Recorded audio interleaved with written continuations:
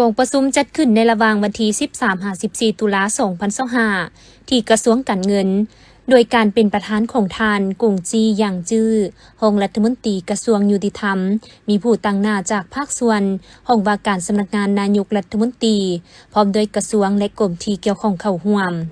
จุดประสงค์ของดำรัสฉบับนี้ได้กำหนดหลักการระเบียบการและมาตรการเกี่ยวกับการปรับใหม่และมาตรการอื่นต่อผู้ละเมิดกฎหมายและระเบียบการเกี่ยวกับทรัพย์สินของรัฐเพื่อเป็นบอนอิงให้แก่เจ้าหน้าที่คุ้มครองทรัพย์สินของรัฐในการจัดตั้งปฏิบัติมาตรการปรับใหม่และการปฏิบัติมาตรการอื่นต่อผู้ละเมิดอย่างถูกต้องเข้มงวดและเป็นเอกภาพในขอบเขตทั่วประเทศแนะใส่เฮ็ดให้บุคคลนิติบุคคลและการจัดตั้งมีสติตื่นตัวเคารพปฏิบัติกฎหมายและระเบียบการเกี่ยวข้องทรัพย์สินของรัฐประกอบส่วนเข้าในการพัฒนาเศรษฐกิจสังคมของชาติกองประชุมครั้งนี้ได้ค้นคว้าปรึกษาหารือเกี่ยวกับโครงประกอบและเนื้อในหางดำรัฐเพื่อเฮ็ดให้หางดำรัฐมีเนื้อในครบถ้วนสมบูรณ์และรัดกุมขึ้นเติมซึ่งในกองประชุมก็ได้มีการสนทนาแลกเปลี่ยนความคิดเห็นใส่หางดำรัฐอย่างกงไปกงมาและมีบรรยากาศฟดฟื้นในตอนท้ายกองประชุมประธานกองประชุมได้แสดงความขอบใจมายังบรรดาทานที่ได้เสียสละเวลาเข้าร่วมในการค้นคว้าและประกอบคำเห็นใส่หางดำรัฐดังกล่าวให้มีเนื้อในครบถ้วนสมบูรณ์รัดกุมขึ้นและกองประชุมก็ได้ปิดลงด้วยผลสำเร็จตามจุดประสงค์และเป้าหมายที่วางไว้เจ้าท่านผู้ชมต่อจากเวียกงานดังกล่าวแล้วและข่าวต่อไปนี้จะพาท่านผู้ชมมาเบิ่ง9 เดือนผ่านมาคณะบริหารงานภาคเมืองจันทบุรีนำพาซี่น้ำหลายเวียกงานที่มีผลสำเร็จอย่างตั้งหน้าโดยถือเอาหลักการล้มศูนย์ประชาธิปไตยนำพาเป็นหมู่คณะกองประชุมเปิดกวงคณะบริหารงานภาคเมืองจันทบุรีครั้งที่ 4 สมัยที่ 8 โดยการเป็นประธานของสหายแก้วประเสริฐไซปัญญาเลขาคณะบริหารงานภาคเมืองจันทบุรีได้จัดขึ้นในวันที่ 16 ตุลาคม 2025 อยู่ที่สโมสรเมืองซึ่งมีสหายแสงสาธิตพิมพ์เมืองรองเลขาคณะบริหารงานภาคเมืองประธานคณะกรรมการปกครองเมืองจันทบุรีพร้อมด้วยคณะและสมาชิกพรรคเข้าร่วมในพิธีสหายนางพินลาวันวงศ์บุภารองเลขาคณะบริหารงานภาคเมืองหัวหน้าคณะจัดตั้งเมืองจันทบุรีได้ขึ้นผ่านห่างบทสรุปการนำพาซี่นำการจัดตั้งปฏิบัติเรียกงานหอบด้านในระยะ9 เดือนผ่านมาและทิศทางแผนการอีก3 เดือนท้ายปีให้มู่ว่าผ่านการนำพาซี่นำจัดตั้งปฏิบัติเรียกงานหอบด้านเห็นได้ว่ามีผลสำเร็จเป็นอย่างดีโดยได้ซี่นำพาคณะภาคแต่ละคันถือเอาหลักการล้มศูนย์ประชาธิปไตยนำพาเป็นหมู่คณะเป็นหลักในการแบ่งงานให้บุคคลรับผิดชอบเอาใจใส่ความสามัคคีเป็นเอกภาพและการเคลื่อนไหวถูกต้องตามระเบียบพรรคมีการติดตามกฎกาสุกยูสรุปรายงานมีความเป็นเอกภาพกันภายในหน่วยพรรคเสริมขยายบัตรก้าวการนำพาของพรรคการพัวพันประสานงานระหว่างขันเทิงกับขันลุมการสกัดกั้นแบบแผนในการเหตุเวียกแบบอาชญาสิทธิ์และการโซลัดบังหลวงอยู่ภายในการจัดตั้งพรรครัฐองค์การจัดตั้งมหาชนและองค์การจัดตั้งอื่นๆให้ลดน้อยถอยลงในนี้การนำพาของเขตเศรษฐกิจเป็นต้นเวียกงานการเงินได้นำพาซี่นำการคุ้มครองเวียกงานงบประมาณแห่งรัฐนำใส่เครื่องมือทันสมัยเก็บรายหับและสำระผ่านระบบธนาคารแบบออนไลน์เฮ็ดให้9 เดือนสามารถเก็บรายหับของงบประมาณได้132 ตื้อกว่ากีบเท่ากับ83 กว่าส่วนห้อยของแผนการคาดคะเนหมดปีจะให้บรรลุ175 ตื้อกว่ากีบเกินแผนที่ได้หับเวียกงานอุตสาหกรรมการค้าได้สุกยูส่งเสริมผลิตภัณฑ์สินค้าโอดอปจดทะเบียนวิสาหกิจใหม่เปลี่ยนแปลงเนื้อในทะเบียนวิสาหกิจเก็บกำข้อมูลหัวหน่วยธุรกิจที่ยังเคลื่อนไหวดำเนินกิจการกฎการดำเนินธุรกิจทานขายเล็กเศษเวียกงานกสิกรรมป่าไม้ได้สุกยูการผลิตข้าวฤดูฝนข้าวหน้าปีเนื้อทีแผ่นการ135 เฮกตาร์แผ่นนำไส้แนวพันธุ์ 1800 กิโลกฎการนำเข้าสัตว์ซีน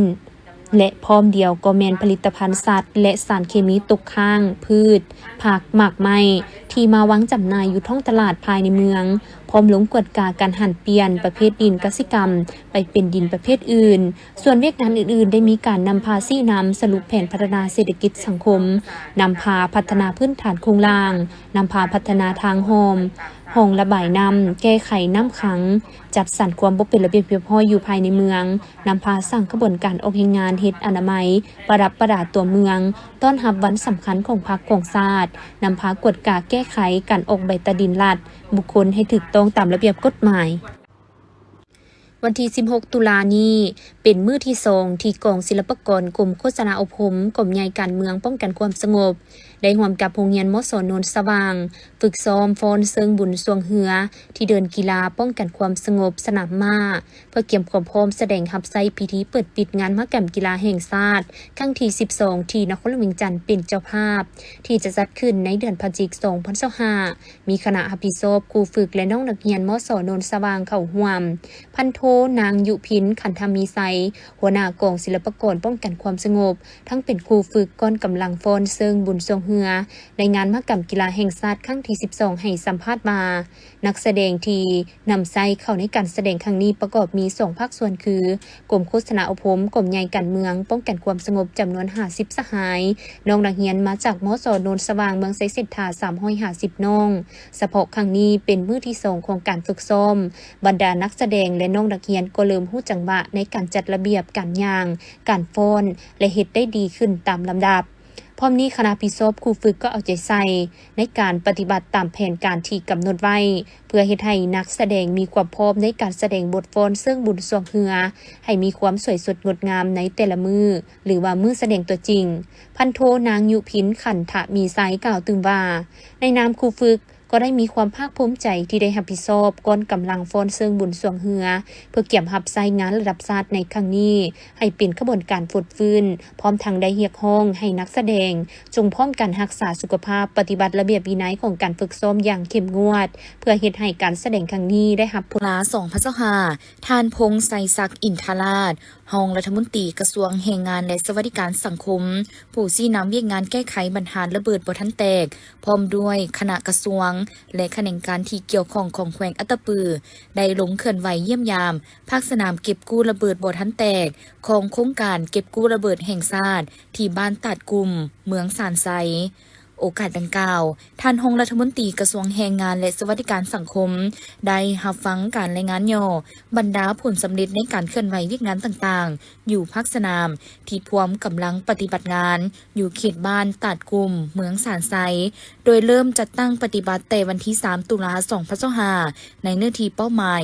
46,000 กว่าตารางเมตรซึ่งแม่นพื้นที่กสิกรรมของประชาชนและคาดว่าจะให้สำเร็จในวันที่ 22 พฤศจิกายน 2025ผ่านการกวดกู้ผ่านมาได้พบระเบิด3ลูกเป็นระเบิดประเภทบอมบี้ในโอกาสนี้ท่านพงษ์ไสศักดิ์อินทราชยังได้กล่าวให้กำลังใจและแสดงความย่องยอสมเสยต่อพนักงานที่กำลังปฏิบัติหน้าที่ภาคสนามในการกวดกู้ระเบิดออกจากพื้นที่เพื่อเฮ็ดให้เนื้อที่ทำการผลิตของพ่อแม่ประชาชนมีความปลอดภัยจากลูกระเบิดบ่ทันแตกจากนั้นทางคณะผู้แทนยังได้รับชมการปฏิบัติเวียกงานของทีมงานภาคสนามที่ได้กวดพบและดำเนินการทำลายระเบิดบ่ทันแตกตัวจริงในสนามอิงตามข้อมูลจากห้องการโครงการเก็บกู้ระเบิดบ่ทันแตกแห่งชาติประจำแขวงอัตตปือให้ฮู้ว่า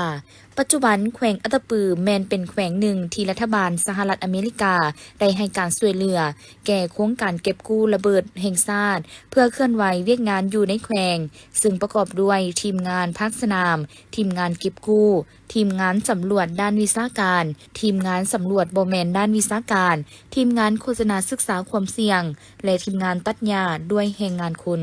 พิธีได้จัดขึ้นในวันที่ 15 ตุลานี้ให้เกียรติเข้าร่วมโดยท่านมากอังตวนรูปผู้อำนวยการบริษัทไฟฟ้าน้ำเทิน2มีบรรดาท่านในคณะบริหารงานของบริษัทพร้อมด้วยแขกถึกเชิญจากแผนกการขันแขวงเมืองนากายยมราชและเมืองคำเกิดแขวงบุรีคำไซเข้าร่วมวันแห่งความปลอดภัยแม่นหนึ่งในกิจกรรมที่ทางบริษัทไฟฟ้าน้ำเทิน2ได้ให้ความสำคัญและจัดขึ้นในทุกๆปีโดยเริ่มแต่ปี 2010 เป็นต้นมาเพื่อเป็นการนำเสนอและสนับสนุนวัตถุประสงค์ตามนโยบายด้านคุณภาพสุขภาพความปลอดภัยและสิ่งแวดล้อมของบริษัทมาฮอดปัจจุบันยิ่งเห็นได้อย่างชัดเจนและเป็นรูปธรรมหลายขึ้นโดยผ่านการจัดงานวันแห่งความปลอดภัยในซุ้มปีผ่านมาย้อนเห็นได้ความสำคัญดังกล่าวผู้บริหารงานของบริษัทจึงตัดสินใจหันเปลี่ยนรูปแบบการจัดงานจากสัปดาห์แห่งความปลอดภัยมาเป็นวันแห่งความปลอดภัยนับแต่ปี 2019 เป็นต้นมาจนถึงปัจจุบันภายในงานบรรดาทานที่เข้าร่วมได้รับชมการประกวดผลงานวิดีโอภายใต้หัวข้อ10 กฎหลักพิทักษ์ชีวิตที่สร้างขึ้นโดยแผนกการปิดอ้อมพร้อมทั้งได้เที่ยวซูมและร่วมเล่นกิจกรรมตามบูธต่างๆที่ทั้งบริษัทได้จัดขึ้นซึ่งมีกิจกรรมที่สำคัญสามารถถอดถอนบทเรียนและความรู้พื้นฐานเกี่ยวกับความปลอดภัยให้แก่ผู้เข้าร่วมได้เป็นอย่างดีเป็นต้นแมนกิจกรรมความปลอดภัยจากไฟฟ้าความปลอดภัยในการขับขี่และกิจกรรมความปลอดภัยด้านอื่นๆบนพื้นฐานปฏิบัติตามนโยบายด้านความปลอดภัยของบริษัทได้วางออกพร้อมนี้ยังได้รับชมวิดีโอ15 ปีของการเดินทางด้วยความปลอดภัยของน้ำเทิน2พิธีลงนามกฎระเบียบด้านความปลอดภัยของพนักงานน้ำเทิน2และบรรดาผู้รับเหมาจากนั้นก็ได้มอบรางวัลให้แก่ทีมที่ชนะในการประกวดวิดีโอท่านมากอังตวนรูปได้กล่าวว่าวันแห่งความปลอดภัยประจำปี2025ของน้ำเทิน2เป็นวันที่พวกเขาย้ำเตือนกันถึงความตั้งใจต่อด้านความปลอดภัยฉลองต่อความสำเร็จและพร้อมกันเบิ่งไปในอนาคตข้างหน้าที่ปลอดภัยยิ่งขึ้นในวันนี้พวกเขาขอยั่งยืนกับความตั้งใจต่อความปลอดภัยผ่าน10 กฎหลักพิทักษ์ชีวิตซึ่งเป็นการปฏิบัติที่เป็นประโยชน์ต่อกับทุกคนก็คือบรรดาพนักงานที่ปรึกษาและผู้รับเหมาก็เพื่อให้พวกเขาทุกคนได้กลับบ้านไปหาคนที่เขาหักอย่างปลอดภัยโดยตอบสนองตามการเสื้อเซินของทานสอนไซสีพันดอนนายกรัฐมนตรีแห่งสาธารณรัฐประชาธิปไตยประชาชนลาวทานอนุทินสารวีรกูลนายกรัฐมนตรีแห่งราชอาณาจักรไทยพร้อมด้วยภรรยาและคณะได้เดินทางมาเยี่ยมยามสปป.ลาวอย่างเป็นทางการในวันที่16 ตุลาคม 2025 นี้เพื่อสืบต่อฮัดแน่นสายผัวพันมิตรภาพและการร่วมมือที่มีมาแต่ดนนานให้ขยายตัวยิ่งขึ้นโอกาสนี้ทั้งสองฝ่ายได้ลงลึกปรึกษาหารือการผัวพันร่วมมือในด้านต่างๆเป็นต้นการร่วมมือด้านการเมืองและความมั่นคงการปักหลักไม้สายแดนการร่วมมือด้านรักษาความสงบเรียบร้อยตามบริเวณชายแดน2 ประเทศการร่วมมือด้านแรงงานการร่วมมือปราบปรามการส่อโกงทางออนไลน์การร่วมมือในการป้องกันหมอกควันการร่วมมือด้านเศรษฐกิจการค้าการพัฒนาพื้นฐานโครงสร้างด้านพลังงานและการท่องเที่ยวรวมทั้งการจัดบรรดากิจกรรมเฉลิมฉลองวันสร้างตั้งสายพัวพันทางการทูตลาวไทยครบรอบ75 ปีที่มีผลสำเร็จและอื่นๆนอกจากนี้สองฝ่ายยังได้ปรึกษาหารือเกี่ยวกับพิธีเปิดนำไส้ความมิตรภาพลาวไทยแห่งที่5บริคำไซบึงกาฬในโอกาสเยี่ยมยามครั้งนี้รัฐบาลไทยได้ให้การช่วยเหลือแก่ลาวจำนวน4โครงการคือโครงการเสริมขยายและยกระดับการร่วมมือกับประเทศเพื่อนบ้านในการสกัดกั้นยาเสพติดและทำลายเครือข่ายการค้ายาเสพติดระหว่างประเทศมูลค่า10 กว่าล้านบาทการมอบวัสดุอุปกรณ์สำหรับการเรียนการสอนให้แก่วิทยาลัยเทคนิควิชาชีพสวรรณเขตภายใต้โครงการสร้างทักษะแรงงานวิชาชีพมูลค่า 1,495,930 บาทการมอบเซรั่มแก้พิษงูให้แก่ห้องหมอเมืองโพนโฮงแขวงวิ่งจันทน์มูลค่า 875,000 บาทและการให้ความช่วยเหลือทางวิชาการแก่ลาวสำหรับเวียกออกแบบรายละเอียดโครงการพัฒนาระบบน้ำประปาระยะที่2ในลาวมูลค่า30 ล้านบาทเดินสนามกีฬาหลัก16เมืองไซธานีนครหลวงจันทน์ในวันที่16 ตุลาคม 2025โดยการเข้าร่วมของทานแสงอรุณสุริยวงศ์หัวหน้าแผนกกสิกรรมและสิ่งแวดล้อมนครหลวงจันทน์ทานเวียงคำศรีหาโคตรเลขาพรรคเมืองไซธานีมีหัวหน้าห้องการกระทรวงกสิกรรมและสิ่งแวดล้อมหัวหน้ากลุ่มเลี้ยงสัตว์และการประมงประธานห้องประธานคณะกรรมการปกครองเมืองไซธานีประธานสมาคมผู้เลี้ยงและพัฒนาสายพันธุ์งัวบาละมันแห่งประเทศลาวและภาคส่วนที่เกี่ยวข้องเข้าร่วมท่านแสงอรุณสุริยวงศ์ได้รายงานและกล่าวเปิดงานตลาดนัดว่า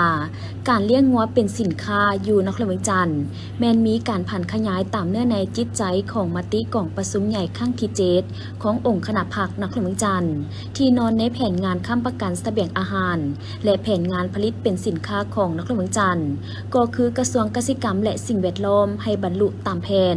ปัจจุบันการเลี้ยงงัวอยู่นครเมืองจันทน์มีงัวทั้งหมด 145,000 กว่าตัวในนั้นเลี้ยงแบบครอบครัวมี 134,000 กว่าตัวกวมเอา93ส่วนห้อยและการเลี้ยงแบบเป็นฟาร์มมี108ฟาร์มมีงัวทั้งหมด 10,000 กว่าตัวสำหรับจุดประสงค์ของการจัดงานตลาดนัดส่งเสริมการเลี้ยงงัวและปรุงแต่งผลิตภัณฑ์สิ้นงัวเพื่อเป็นการสุขโยส่งเสริมการเลี้ยงงัวเป็นสินค้าติดพันกับการปรุงแต่งและการตลาดเพื่อเป็นการเผยแพร่โฆษณาเทคนิคการเลี้ยงงัวและเทคนิคการปรุงแต่งผลิตภัณฑ์ซีนให้ชาวเกษตรกรนักศึกษาและให้ประชาชนทั้งเป็นการเปิดโอกาสให้ผู้ที่มีแนวพันธุ์งัวที่ดีนำมาวางแสดงให้ประชาชนผู้ประกอบการได้เห็นและสามารถเข้าถึงแนวพันธุ์งัวที่ดีจุดประสงค์การจัดงานในมื้อนี้ก็เป็นแผนกเกษตรกรรมและสิ่งแวดล้อมนครหลวงจันทน์ได้ร่วมกับสมาคมเลี้ยงงัวและปรับปรุงสายพันธุ์งัวบรามันแห่งประเทศลาวได้ร่วมกันจัดงานวางแสดงการเลี้ยงงัวเพื่อเป็นสินค้าอยู่นครหลวงจันทน์ของเฮานี้ฉะนั้นข้าพเจ้าจึงขอเชิญชวนมายังพ่อแม่พี่น้องประชาชนและบรรดาผู้ใดที่ผู้สนใจในการเลี้ยงงัวเป็นสินค้าก็ให้เชิญชวนมาแวะชมและมาเบิ่งมาเรียนวิธีการเลี้ยงกับสมาคมของพวกเขาจะมีพนักงานวิชาการได้แนะนำฝึกอบรมวิธีการเลี้ยงเพื่อเป็นสินค้าเพื่อเฮ็ดให้การค้ำประกันเสบียงอาหารอยู่ที่นครหลวงจันทน์ของพวกเขาให้มีความมั่นคงถาวรและก้าวเข้าในการพัฒนาสายพันธุ์งัวจากสายพันธุ์พื้นเมืองกลายเป็นสายพันธุ์ที่มีน้ำหนักละลายขึ้นเนาะและสามารถขายเป็นสินค้าและมีเงินหลายๆจะขอขอบใจและงานพวกเฮานี้แม่นเริ่มแต่วันที่15หาวันที่19ฉะนั้นข้าพเจ้าต่างหน้าให้แผนกเกษตรกรรมและสิ่งแวดล้อมนครหลวงจันทน์ขอเชิญชวนเรียกร้องมายังบรรดาพ่อแม่ประชาชนและชาวเกษตรกรผู้ที่มีฟาร์มเลี้ยงแบบครอบครัวจงมาเบิ่งมาฝึกอบรมและก็มาทอดบทเรียนจากวิชาการของสมาคมของพวกเขาเพื่อเฮ็ดให้การเลี้ยงงัวของพวกเขาได้รับบาดเก้าสูงขึ้นไปเรื่อยๆและสามารถค้ำประกันเสบียงอาหารทั่วนครหลวงจันทน์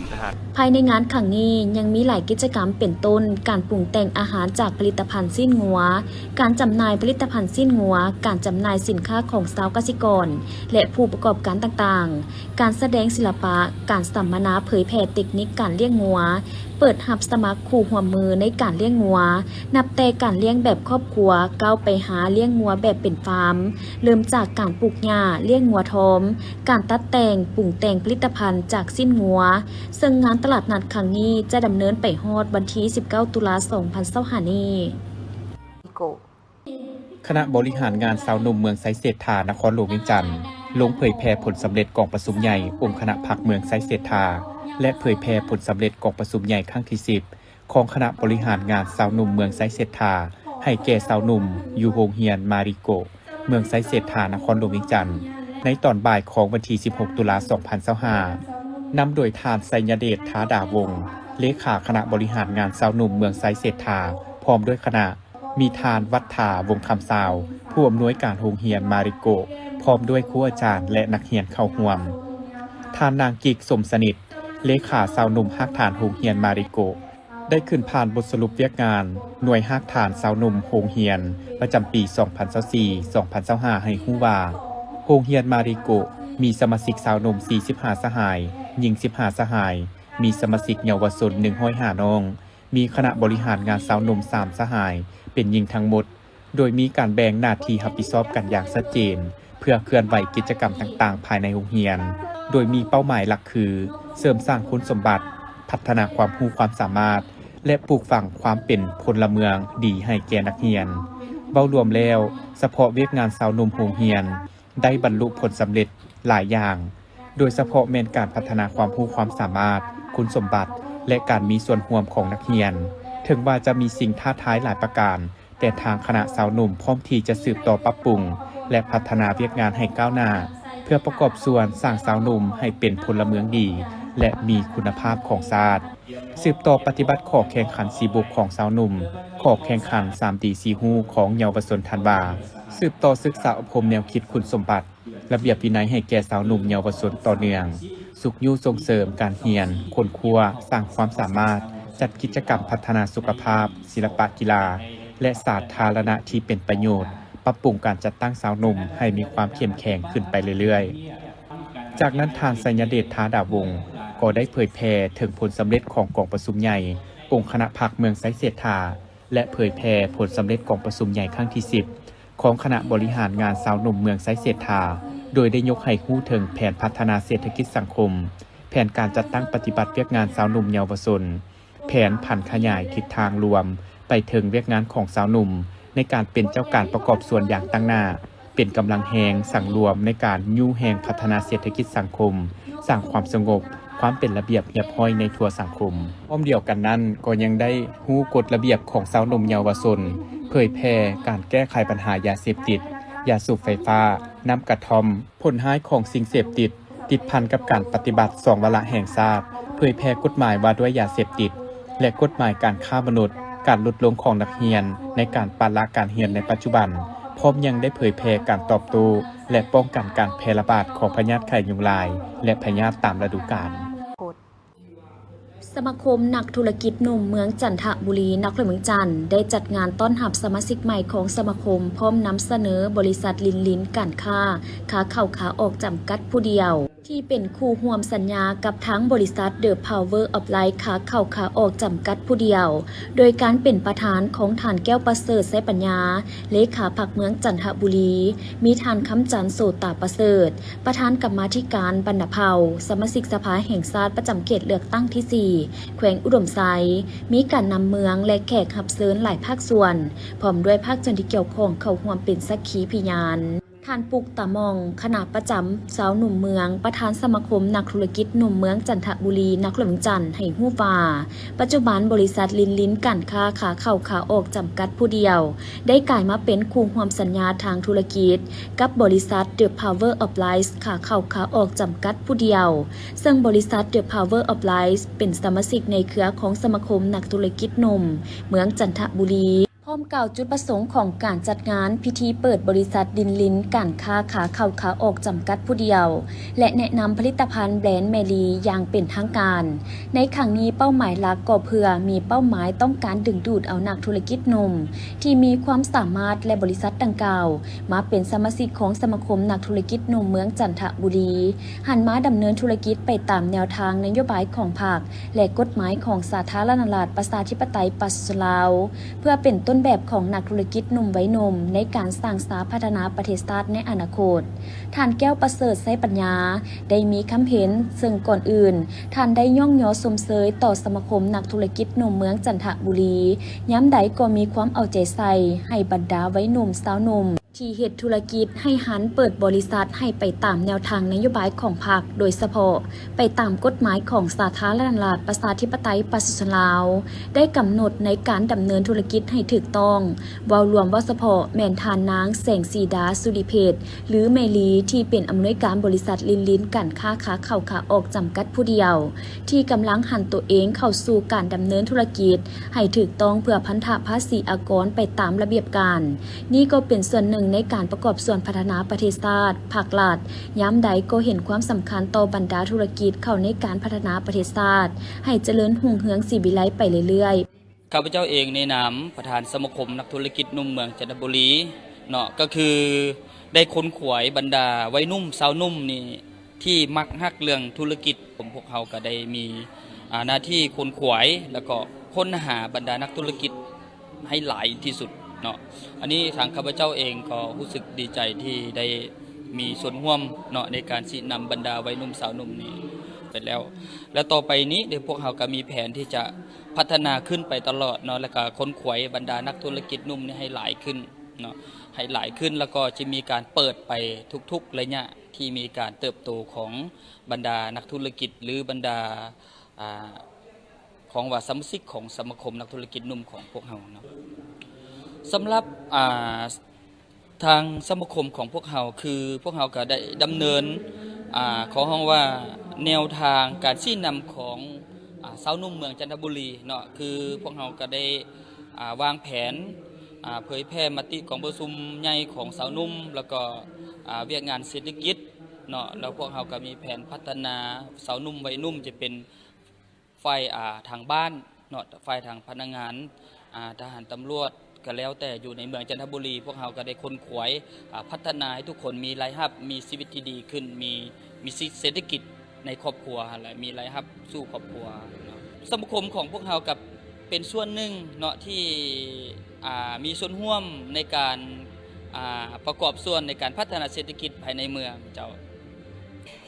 สบายดีเนาะข้าพเจ้าก็คือแสงศิดาสุริเพชรหรือสยาเมลิสุริเพชรเนาะมื้อนี้ข้าพเจ้าก็ภาคภูมิใจหลายที่มาฮอดในจุดนี้เนาะก็คือมื้อนี้เป็นมื้อที่สำคัญที่สุดก็คือเป็นมื้อที่ว่าเปิดบริษัทเป็นทางการบริษัทลินการค้าเข้าจำกัดผู้เดียวเนาะจุดประสงค์วันนี้ก็เปิดสินค้าใหม่แบรนด์ใหม่ก็คือสาสุดยอดสาสุดยอดนี่ก็จะเป็นสาที่ว่าเพื่อสุขภาพท่านหญิงโดยเฉพาะคือท่านหญิงของเฮาเนาะมีระบบมีปัญหาเรื่องภายในก็คือว่าเก็บมดลูกเนาะลงขาวมดลูกย้อนหรือว่าเป็นคนนึงที่ว่านอนบ่หลับก็สามารถกินสาสุดยอดสมุนไพรผลิตภัณฑ์ใหม่ๆของเฮาได้เลยโดยเนาะหลายคนอาจจะคิดว่าไม่รีนำเข้าสินค้านี่ที่ตามกฎหมายบ่โดยที่ตามกฎหมายเนาะก็คือนำเข้าภายใต้เครือสมาคมนักธุรกิจเมืองจันทบุรีของพวกเรานี่เองเนาะพวกเรามั่นใจเลยก็คือสินค้าของข้าพเจ้าก็คือได้ผ่านอย.ไทยและอย.ลาวฉะนั้นทุกทานสามารถเอาไปกินได้มั่นใจ 100% โดยเนาะหลายๆทานกะบางทานก็อย่าสนใจอยากเอาไปกินอยากเอาไปลองหรือว่าบ่ฮู้ส่งทางติดต่อเดียวเนาะซอกซื้อตามท้องตลาดได้หรือทักหาเบอร์โทรข้าพเจ้าได้เบอร์โทร97979774หรือว่าเพจเมลิเนาะเจ้าของแบรนด์นี่เองเจ้าในโอกาสที่มีความหมายสำคัญนี้ท่านคำจันทร์โสตาประเสริฐยังได้เน้นหนักเพิ่มเติมต่อกับสมาคมและผู้ที่เข้าเป็นสมาชิกและนำเสนอผลิตภัณฑ์แบรนด์ของตนเองให้เข้าใจใส่และอย่าหยุดพัฒนาตนเองควบคู่กับการเป็นต้นแบบที่ดีให้กับวัยหนุ่มสาวหนุ่มแม่หญิงลาวเฮาได้พัฒนาตนเองให้เทียบทันภาคพื้นและสากลโดยเอาตนเองเป็นที่ตั้งยึดมั่นต่อแนวทางนโยบายของภาครัฐพิธีจัดขึ้นในวันที่ 14 ตุลาโดยการเข้าร่วมของญาทานคำปันอินทวงศ์ประธานองค์การพุทธศาสนาสัมพันธ์ลาวแขวงบริคำไซท่านนางมณีจันทร์ธรรมวงศ์ครอบครัวทานเจ้าแขวงบริคำไซมีการนำขันแขวงขันเมืองประธานองค์การพุทธศาสนาสัมพันธ์ลาวเมืองอ้อมข้างออกตนญาติโยมเจ้าศรัทธาทุกทั่วหน้าเข้าร่วมท่านไซพระสิทธิ์ภาษัยห้องผู้อำนวยการโรงหมอเมืองเวียงทองได้ผ่านข้อตกลงว่าด้วยการอนุมัติก่อสร้างตึกของพระสงฆ์และการนำเวลาเจ็บเป็น